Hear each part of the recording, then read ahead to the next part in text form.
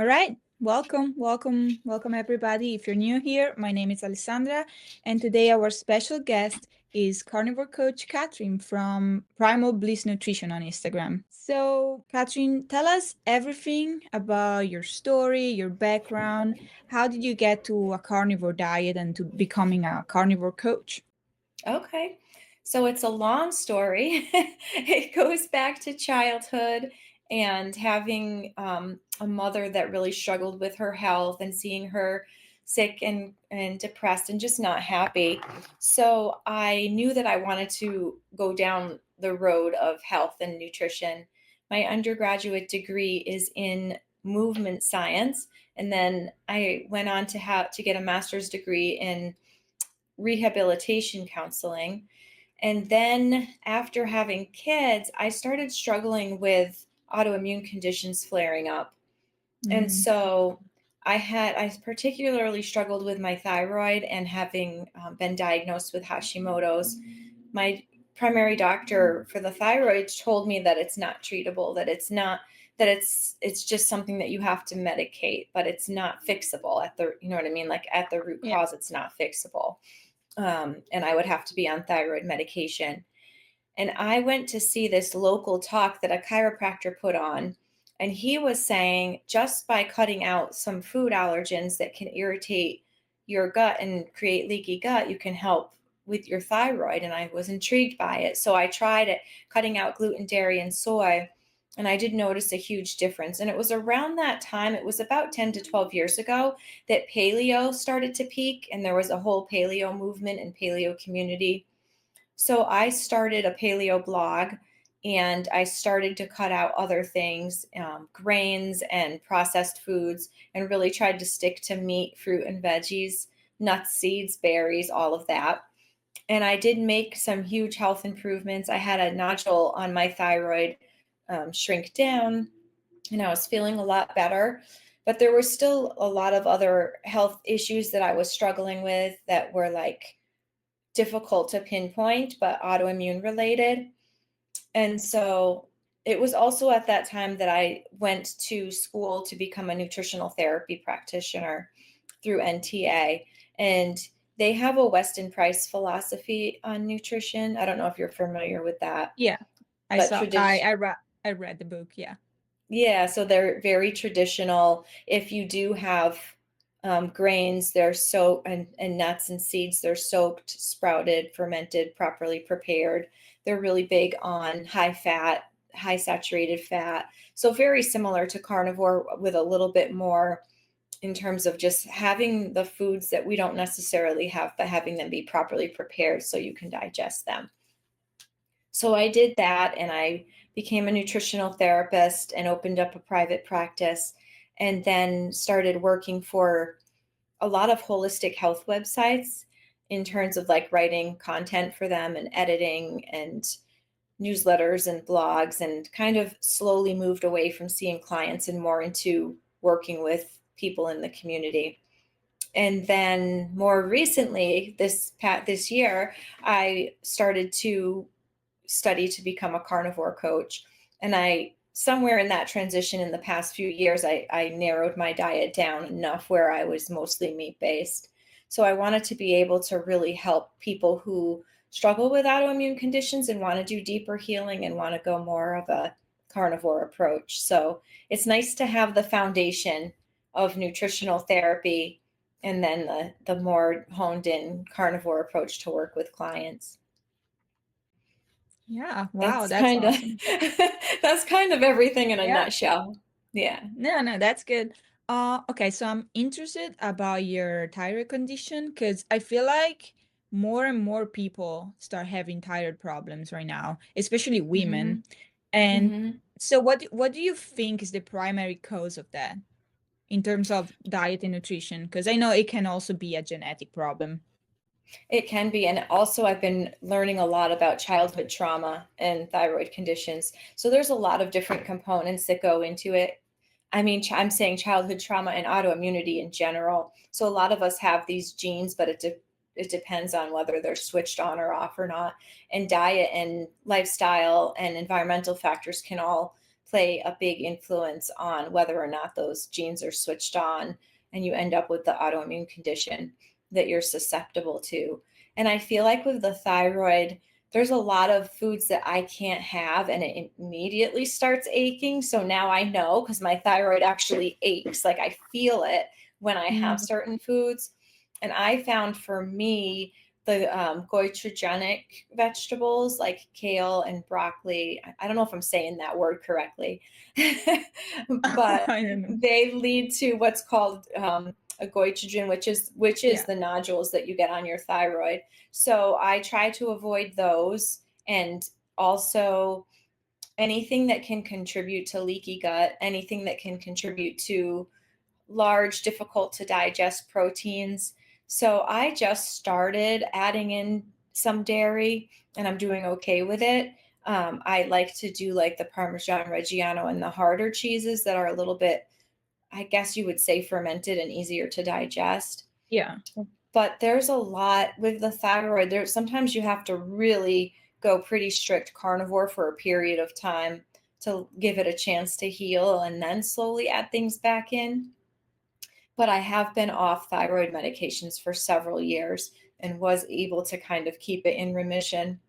I just had it checked just recently, and everything's pretty stable, and I haven't needed medication. So that's a good testament to Hmm. being able to take what your doctor said with a grain of salt and kind of dig deeper and do your own research.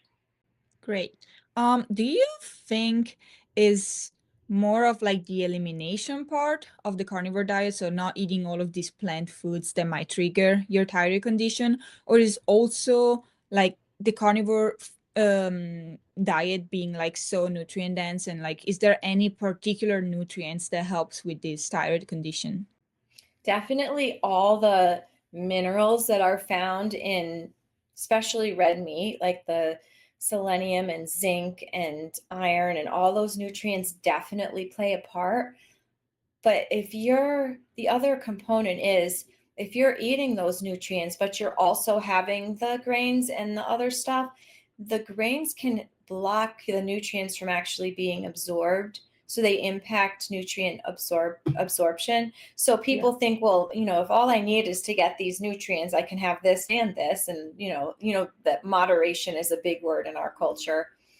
Just we'll have moderation, we'll have a little bit, but the issue with moderation is that even that little bit can really impact your gut health and block the nutrients from Mhm. being absorbed and utilized. So I think it's a combination of both, and also a lot of lifestyle factors. Like for me, my thyroid is calm when I'm more in a parasympathetic state, which is a relaxed state, when my cortisol is not high. So little things like laying down on the earth and grounding and even like hugging trees and being out in nature Yeah, and no. those types of things that really help to lower your cortisol levels really impact thyroid health as well. And I think there's other factors that oftentimes we don't discuss because the focus is so honed in on nutrition. So I like to also talk about all the other things that can impact thyroid health as well. Hmm. Okay, so let's talk about that. What are these other things in particular? So, in particular, I would say sunlight is huge and getting adequate sunlight. And I know it's difficult for some people who are in regions where it's like I'm in upstate New York right now, and we're in Mhm. the dead of the winter. I don't know where you are, but I'm in we're California and it's like has been warm and sunny all all oh, winter pretty much, I so it's that's crazy. wonderful. Yeah, that's great. I'm in the wrong place. So Yeah. I have learned, actually, I learned through a blogger that I followed about this. So there is a light that you can use that I'm trying to remember what it's called that mimics all the different full spectrum sunlight. Do you remember the Is name of that? it red light therapy or something like that? It's not red Or is light, but different? it's different. I want to say it's called juvie, but I could be thinking juvie might be a Oh red no, light. I'm So not I'll familiar. have I'll have to look it up. But there is a light that has full spectrum sunlight that you can use in the winter. But read from this blogger that you can rig your own using a full spectrum UVA and UVB lizard lamp that you would put over your pet lizard's cage. So I I followed that. Yeah, I followed those instructions and rigged that up. And you have to be careful and you have to make sure you're the right distance away based on the rays. And so you have to dig deep and do a little research. But I rigged that up and I've been trying to do that for 5 to 10 minutes a day. And you get that full spectrum sunlight that not only helps your body to produce vitamin D, which is necessary for autoimmune health, but especially for people struggling with autoimmune conditions, but also there's other benefits to getting both, like the full spectrum rays, and our skin has light receptors all over it, and it helps with boosting mood and everything else. So I think that's one of the big ones. Another thing that we don't tend to value in our culture, but I think is so important, I think it's talked about often in our community, is sleep and making sure that you're I don't think we need to get I think everybody, the amount of sleep they need is different and they figure that out based on their own personal needs, but definitely getting your sleep in the earlier part of the night, I feel like is the best. So yeah, the for hours sure. between, like, I think they say like 10 and 2, like the earlier, that first early chunk of sleep is the most important. So people going to bed a lot later, it can really impact immune health and autoimmune conditions. So sleep, sunlight, grounding are all really important. Movement is important, but I Hmm. feel like the type of movement. So a lot of times people start doing these crazy high intensity workouts. And I don't think that that necessarily helps because that can raise cortisol and stress the thyroid. But like movement, like strength training, and walking. And lately I've been exploring rebounding.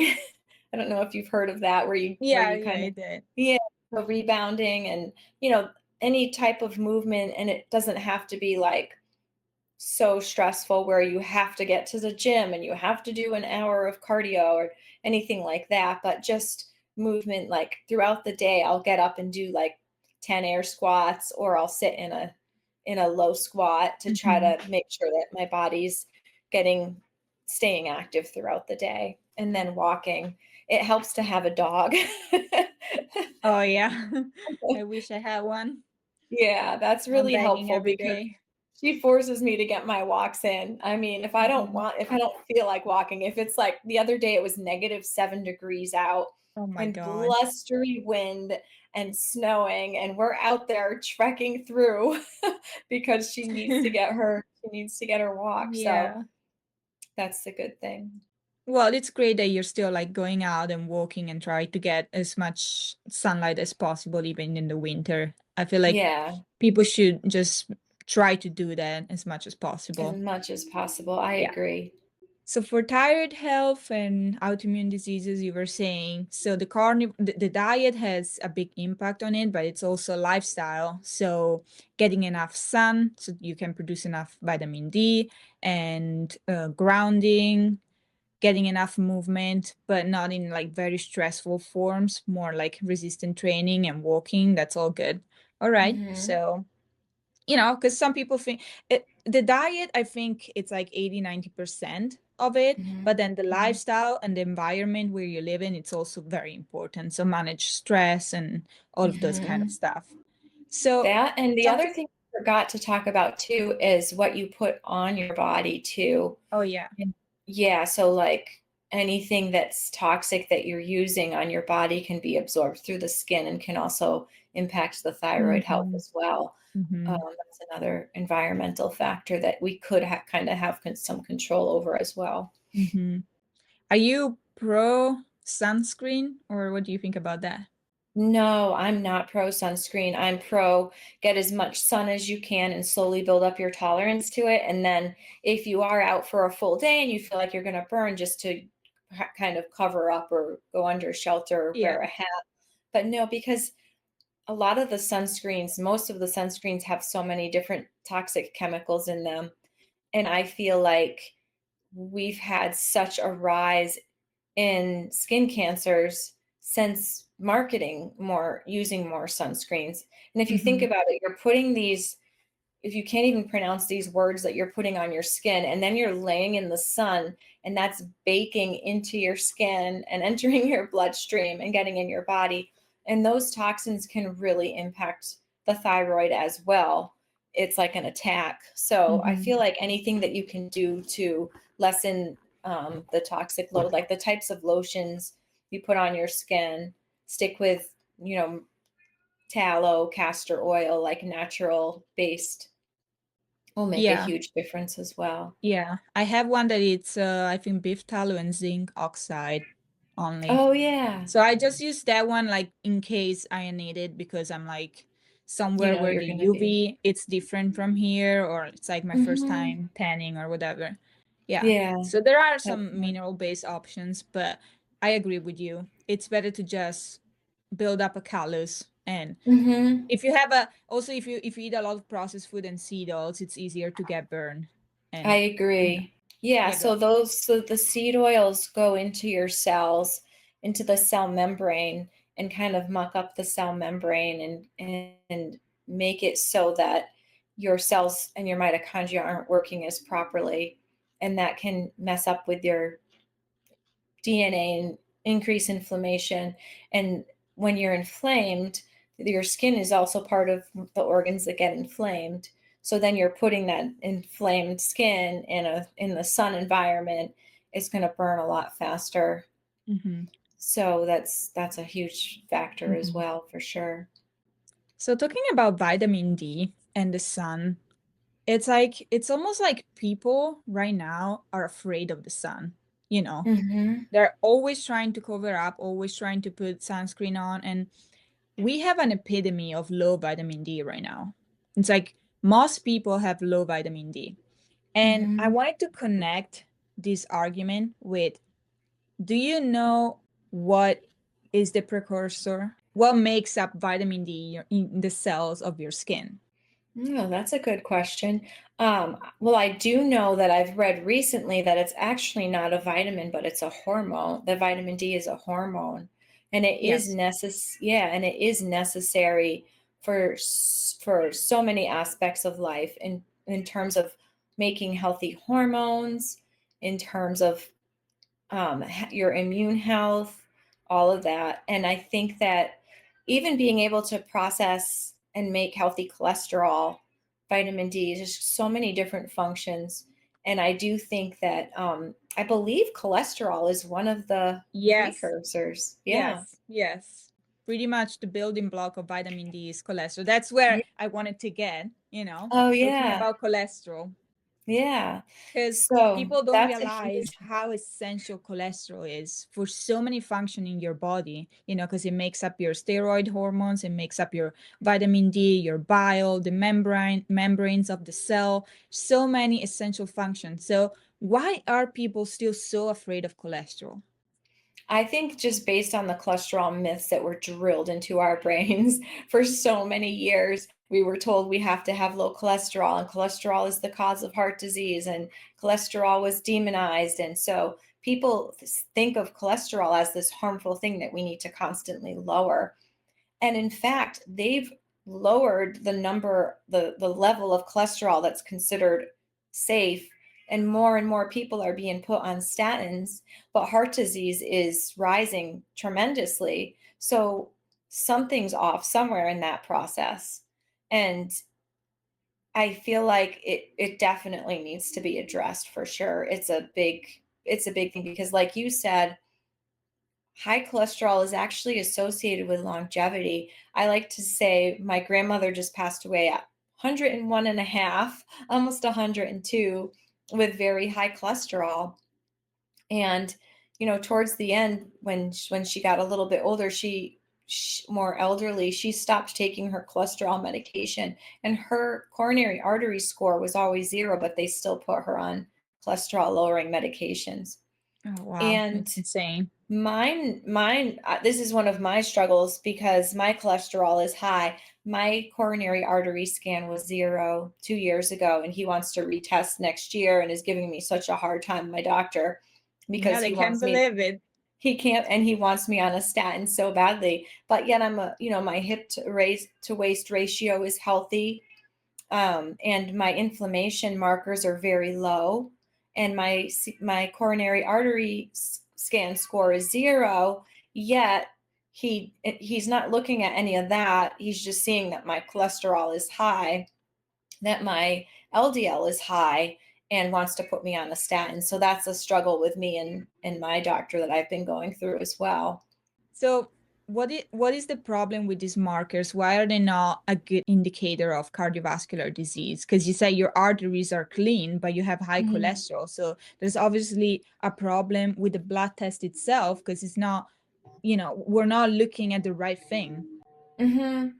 That's true. They're not looking at the right thing. They're taking one small component, and they're making that a reason why you need to go on a medication, rather than looking at the big picture, rather than looking at all the other components that would play into it, in terms of heart health, Mm-hmm. such as your coronary scan, your inflammation markers and inflammation levels, your hip to waist ratio. There's like a lot of other factors that could be accounted for that are not. Also, even LDL, which is that for many years was considered the bad cholesterol, new research is finding that even LDL is essential for brain health and many of these Mm-hmm. functions. And again, not necessarily the bad guy.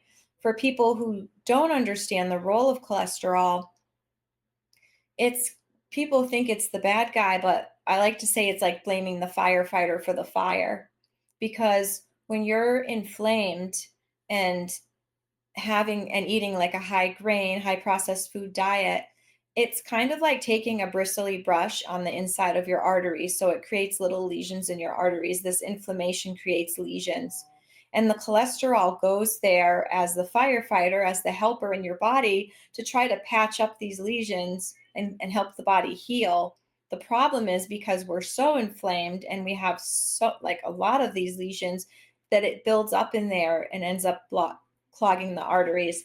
And then we blame cholesterol and say we need to lower cholesterol, Mm-hmm. whereas instead we should be focusing our focus on the actual inflammation and how can we lower it.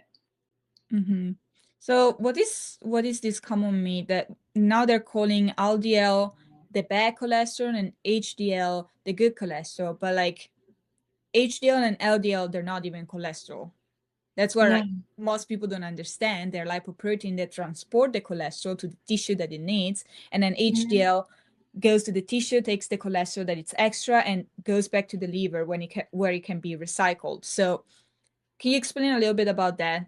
Yeah, so and it also there's this whole triglycerides as well. Kind of the that's the one that we want low, the Mm-hmm. triglycerides, and that's associated with a high carb diet. And that's another marker that they're not looking at. They're not looking at your HDL to triglyceride ratio, Mm-hmm. which mine is really good.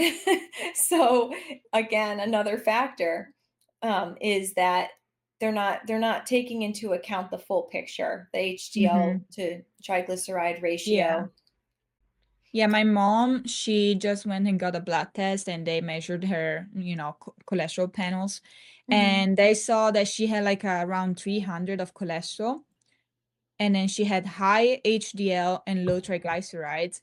And Which so they is were good. super worried about the 300 cholesterol, which was completely normal 100 years ago, by the way, before they Mhm. started selling statins. And so they Mhm. want her on a statin now. But then I measured her HDL to triglycerides ratio, and it was Mhm. around 1, which is great. That's So she's not, phenomenal. yeah, Yeah. she's not at risk of cardiovascular diseases. Mhm. So isn't it so crazy how most doctors are just trained on selling you Mhm.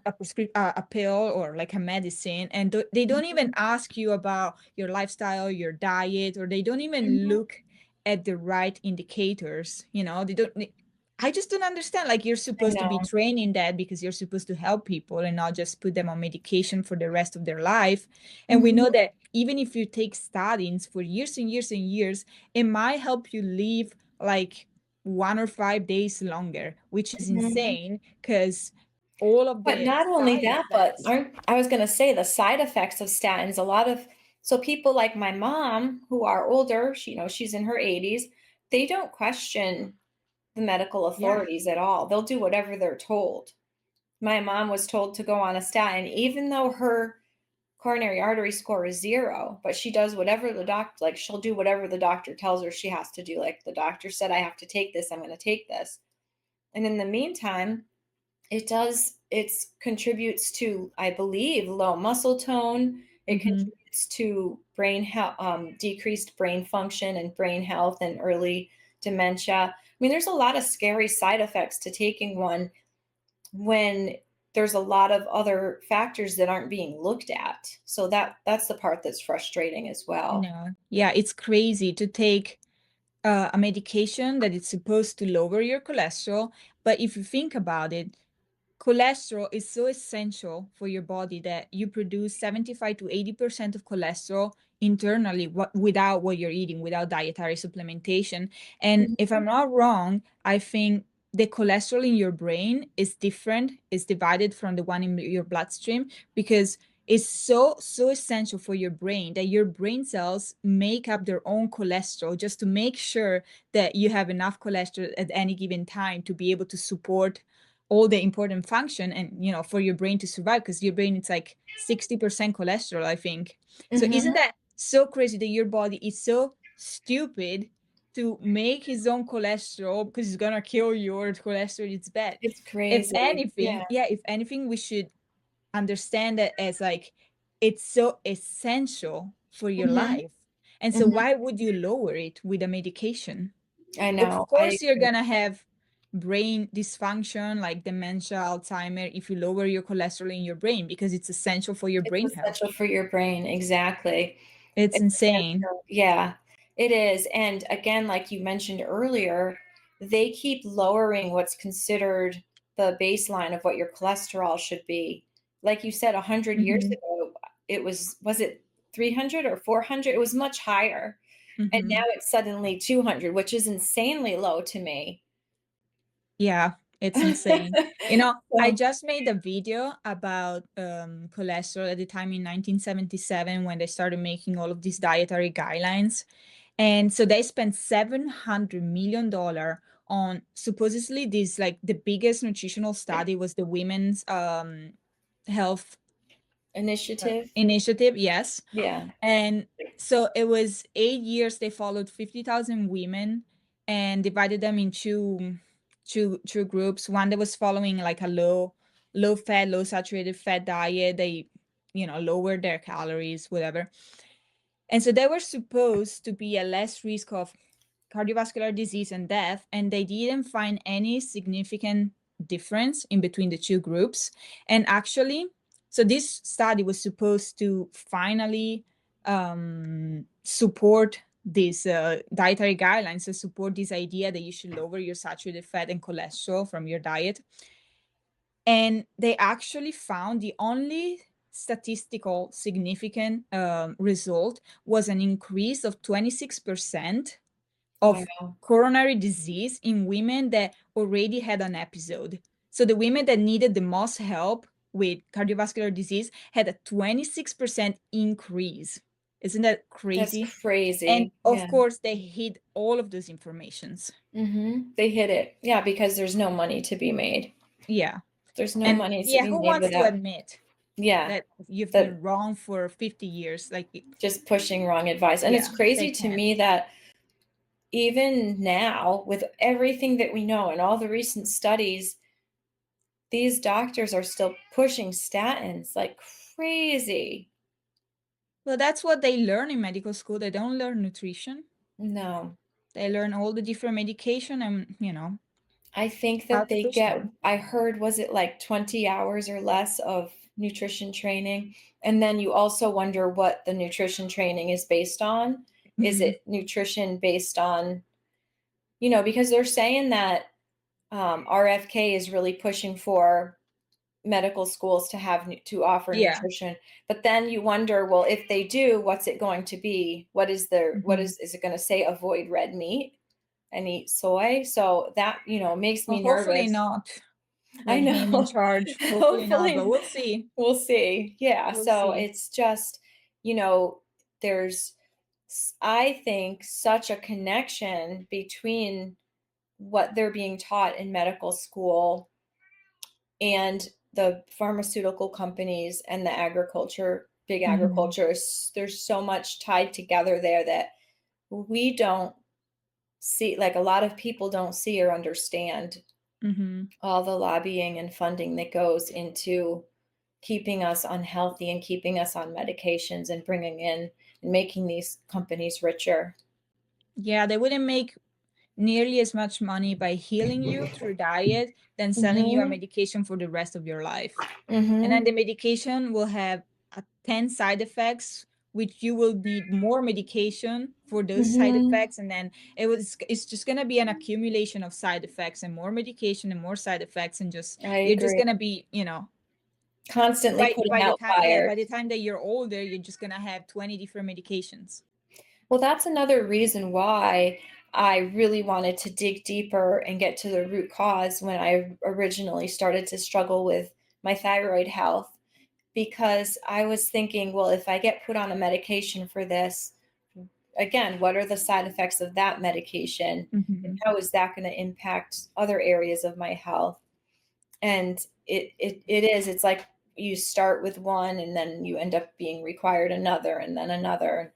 So then it becomes this medication is helping to manage this medication. So if cholesterol and saturated fat is not the cause of heart disease, we were talking about inflammation and other causes. What are these causes that we can solve with the carnivore diet? For heart disease, having high insulin is also a risk factor, and having the inflammation is also a risk factor. So the frustrating part is, again, those are not the Western medical doctors are not tying all these body systems together and like looking at the big picture. They take it like a separate, like we're all like each component of our health is separate, Mm-hmm. when everything kind of plays together and ties together, and they're not taking into account another thing that is important to look at is the waist to hip ratio. There's so many factors that contribute to heart disease. And again, when you're solely looking at on one number in a healthy individual, yeah, it is very, very frustrating. So I think that a good takeaway with cholesterol and heart disease is to sometimes you have to order your own testing. Like I had to order my own testing.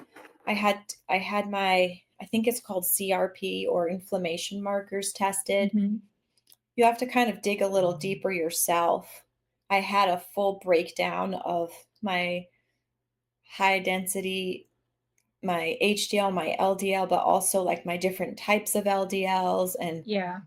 um, just again, just kind of digging deeper and getting a better understanding of Mm-hmm. what's going on. Yeah, that's what people don't understand because they think all LDL it's bad, but LDL is just a lipoprotein that it's just doing what it's supposed to do. But in a context of a high carbohydrate diet where you may have hyperinsulinemia or insulin resistance, so you have constantly elevated blood sugar, constantly too much sugar in your bloodstream, and that will cause oxidation or glycation of Mm-hmm. these LDL molecules, which Mm-hmm. then become potentially bad for you. That I think, correct me if I'm wrong, but it makes them it makes them stickier and makes them stick in Yeah, the. that's like a good analogy of how you can describe glycation. But for the LDL, it's kind of interesting because I'm kind of like a little nerd, so I like to go Yeah, into no, I the love that. biochemistry, and Yeah, I I was love just that. I looking love it to up. learn. So pretty much, so the LDL is just, it's in the bloodstream, And when it gets glycated, when there's inflammation or high blood sugar or the combination of the two, so there's a little protein on the membrane of the LDL is called ApoB100. And so Mm-hmm. this little protein, when the LDL goes back to the liver, it's recognized by the liver. So the liver cleans up the LDL from the bloodstream in like a few hours or a few days, I think, but a short period of time. So the LDL is supposed to go out, do whatever it needs to do, and then go back to the liver and be recycled for like other function or to produce bile. Mm-hmm. But when this protein is glycated, the glycation changes the conformation of the protein. And at that point, the liver can't Can't recognize it recognize it. anymore. And so this LDL now remains in the bloodstream way longer. And so it has even more possibility of being oxidated and stuff. And then in the arteries, there are some macrophages, which are like immune system cells that Mm-hmm. have a particular receptor is called a scavenger receptor that recognizes this glycated ApoB100 and takes it up. But these white blood cells, pretty much because his function is to get rid of everything that is damaged in the bloodstream, it doesn't downregulate itself. That means that it keeps taking up this LDL and other things, and it gets filled with fat, and then it becomes a foam cell, and that creates the start of the plaques in the arteries. It's Interesting. interesting. Yeah. And you So and it's those it's cool, you yeah, know. that is really cool and And really so interesting. the problem is, other than inflammation or like turbulence inside the arteries, because that doesn't The happen in the veins, so glycation. it's not the Yeah, cholesterol, you know, is the glycation, the is the high glycation. carbohydrate diet, which is Mm-hmm. the biggest problem. Mm-hmm. And Yes, so because the sugar, it creates that glycation. mhm. Yeah. Yeah, and see, yeah, and this glycation just pretty much changes the conformation of some protein, DNA, and other things. And so then they can, Changing the LDL to a form yeah, that the liver doesn't recognize. Yeah, yeah, that's interesting. yeah. So talking about carbohydrates, it's like you wanted to talk about how it's becoming a trend now for carnivore people to reintroduce carbohydrates. Like, what's going on there? I think that when somebody has been carnivore for a very long time, their body becomes more metabolically flexible, which means they can handle increased levels of carbs at certain points and being able to go back and forth between being in ketosis and out of ketosis.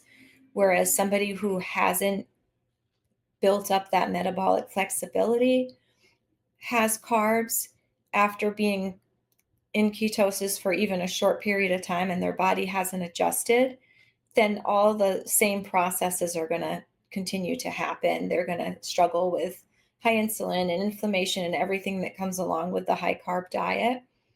So I think these specific carnivore people who are introducing carbs and saying they're having good results from them can be kind of a detriment in terms of people who are following them outside of the carnivore community who are Hmm. interested in learning about carnivore are going to think that it's okay to have that and still be okay, whereas I think it takes some time to get to the point where your body could potentially handle it. So I don't think that it's a necessarily a bad thing depending on the person, but I think it needs to be expressed that they may be a lot further along and more metabolically flexible.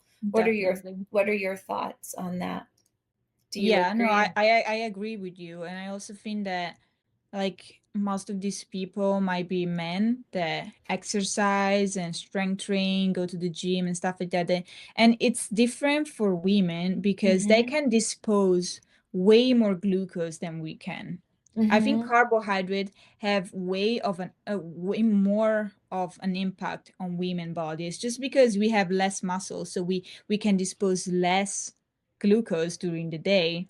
So I Mhm. feel like when our glycogen stores are full than like our glycogen stores are going to be smaller than the ones of a man. So it might be a Mhm. little bit easier for them to eat carbohydrates and not see the repercussion of that. But Mhm. for women, maybe also menopausal women and also women that already have extra fat, or like carbohydrates are Mhm. also so addictive. So you Mhm. need to be very Highly careful. addictive. Yeah, I you need to be agree. careful because like people are trying to find moderation, eating a balanced diet, try to have a little bit of everything. But I find personally that I can have a little bit of it because that little bit it's gonna It start as a small escalates. amount and then it's gonna Mhm. escalate and then I'm gonna be back to ground Back to where you zero. started. And even No, if you I have like a agree. little bit every single day, it still impacts you. Mhm. I agree, especially when you're trying to heal and you're doing it for Yeah. healing, and you're trying to avoid, like you said, the glycation of the sugars, and you're trying to avoid the inflammation, and you're really trying to get the most nutrients from your diet because again, like we talked about before, it's not only does it impact your body in terms of causing inflammation, but it also makes it so that you are absorbing less nutrients Mm-hmm. from the healthy foods that you are eating. Mm-hmm. Of Because a course. lot of these, like phytic acid and lectins and these anti-nutrients found in the plants and the grains, they actually block nutrient bioavailability, nutrient absorption. So when you're eating them and you're having your nice bloody steak, it's blocking the nutrients from that delicious steak from getting Mm-hmm. to your cells. So that's the other part that I think a lot of people don't really understand when it comes to Yeah. carbohydrates. Yeah, and I feel like also like in the keto community, they're eating less carbohydrates, which is good, but they're still eating a ton of vegetables and all of these Mhm. different Mhm. foods that can have an impact, especially if you have like autoimmune diseases or if you have like permeability in your digestive system or you're struggling with constipation or like IBS or all of these other Mhm. things or even with thyroid issue because you were talking about the goitrogens or something Mhm. which are like Yeah, in cruciferous vegetables and people and are like, nuts and oh my seeds god, too. broccoli is a superfood. No, Mhm. it's not. And nuts and seeds as well. Like, Mm-hmm. I can't digest nuts and seeds at all, but they are, they have a lot of protective layer over them that is, like the standard American diet would say, we need the whole grain. We need the, that you need to eat that protective Yeah, layer too. But that protective layer is protecting the plant from getting eaten by us. And it is, like you said, it's contributing to the gut permeability because it's like puts it's very abrasive to the gut mm-hmm. and can counteract any healing that you're trying to do. So yeah, in the keto community, I think they're really big on nuts and seeds and broccoli and like the lower carb plants. Mm-hmm. And if you're trying to heal or you have, which a lot of people, do have gut health issues and digestive health issues, they don't understand that these quote unquote healthy nuts and seeds and veggies are actually contributing to not being able to heal and to struggling with these gut health issues long Mm-hmm. term. Yeah, I would say at least to try a few months, like 1 to 3 months without it. Just go on 100% carnivore diet, see how you feel, see if your autoimmune diseases get better. And then if you want, you can try to implement them again and see how you feel, like one Mhm. at a time. But Mhm. I feel like most people feel better on a very clean carnivore diet. Then Yeah. if you want to have like a little amount of vegetables, I'm not Mhm. completely against it if it's Mhm. if you don't feel bad on it, but I think Yeah, at least for a period of time try to eliminate everything. I think I agree. people And for can me, like moderate. I was going to say, for me too, with the thyroid condition, for anybody struggling with thyroid health, avoiding the cruciferous and goitrogenic vegetables as well, like you said, the kales and broccolis and Brussels sprouts and those types of things can really impact thyroid health as well. and should be Mhm. avoided when you're struggling with that. Mhm. Yeah, and there's something very interesting about vegetables, nuts, and seed as well, because people see that on paper they have a lot of nutrients, but they don't understand that those nutrients are not bioavailable to us, or most of those nutrients, or are the different form of the nutrient that our body needs to convert to what we actually need. And Mhm. of course, they come with anti-nutrients. So Mhm. those nutrients are pretty much binded to the anti-nutrient. And so you just flush them out. You don't absorb Don't them. absorb If them. anything, they take out nutrients from what you already have Mhm. stored in your body. And And the amount that's converted is varies from person to person, but it's a lot mhm, less than what you would get from mhm. actually getting those nutrients from meat. So, yeah. Yeah. One of my favorite is that vegans like to point out to seeds Mhm. for because they have a good amount of omega 3s. Okay. Mhm. But they don't know that the type of omega 3s that the seeds contain is called ALA, and it's different from the one that our body needs, which is the DHA DHA. and EPA. And the conversion rate of LA to EPA is 5%. The It's so conversion low. to DHA is 0.5%. And Isn't that DHA, crazy? yeah, DHA is what we need. Yeah. And Yeah. same goes for many other vitamins, and that's why they need to supplement. Mhm. Because you need a lot of times there's cofactors needed to make these conversions, and these they don't have all the.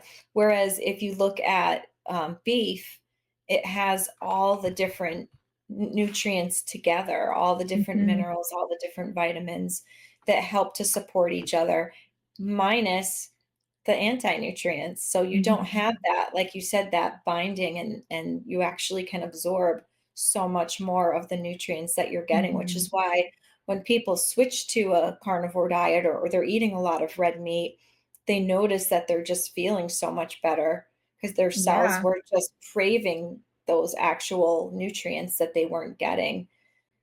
Yeah, But and they it's start looking so much better too because their skin gets clear and more mhm, radiant, and their hair, their nails, it's just a whole body transformation. it is. It is. And then the other thing is, a lot of times people think, well, it's so restrictive. It's so restrictive.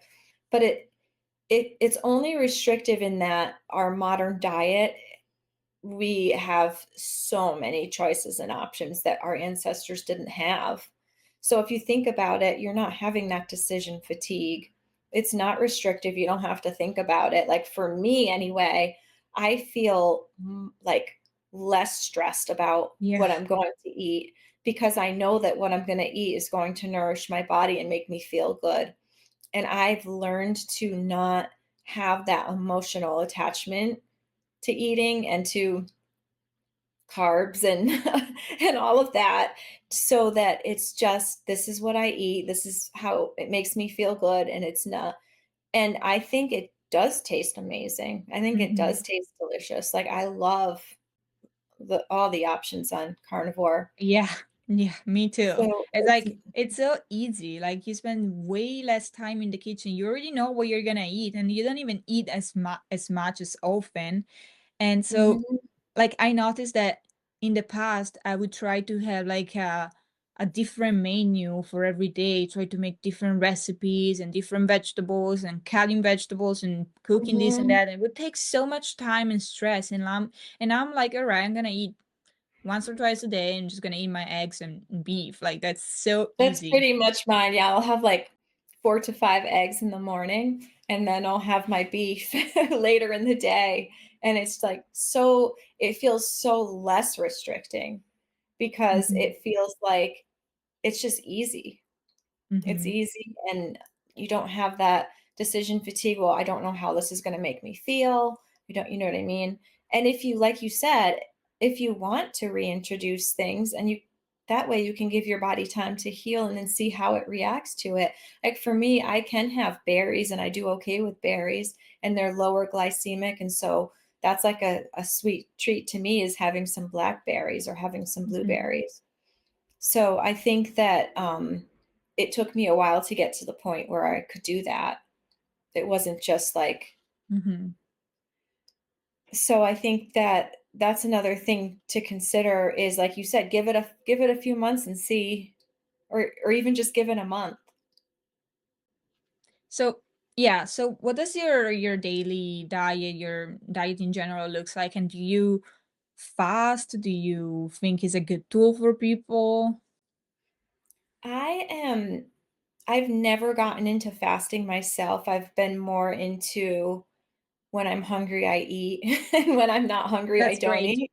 So it's Just like listen to your sometimes, body. yeah, so yesterday I didn't eat after 3 o'clock because I ate a lot around that time. I trained jujitsu and I trained last night, and then I don't like to eat before bed. So I naturally fasted from 3 o'clock until probably about 10 or 11 today. Mhm. So, and that wasn't a planned fast. It was just like I wasn't hungry after 3 and I wasn't hungry until 10. So it varies, but then there's days I wake up and I'm ravenous. Mhm. So I personally try to do it that way.